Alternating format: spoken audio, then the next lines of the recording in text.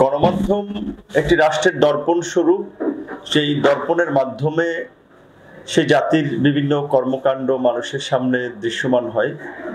গত ১৬ বছরে আমরা দেখেছি গণমাধ্যম নামক সেই দর্পণকে কিভাবে সরকার নিয়ন্ত্রণ করে মানুষকে সত্য জানার অধিকার থেকে বঞ্চিত করেছে, গণমাধ্যমকে নিয়ন্ত্রণ করে স্বাধীন সাংবাদিকতার পথ খর্ব করেছে। গণঅভ্যুত্থান পরবর্তী বাংলাদেশে আমরা চাই গণমাধ্যম স্বাধীনভাবে কাজ করবে, সমাজের আনাচে কানাচে ছড়িয়ে ছিটিয়ে থাকা অনিয়ম অসঙ্গতি এবং সত্য বিষয়গুলো জনগণের সামনে তুলে ধরবে। দৈনিক নিরপেক্ষ একটি নতুন দৈনিক আগামী ২৪ তারিখ থেকে প্রকাশিত হতে যাচ্ছে।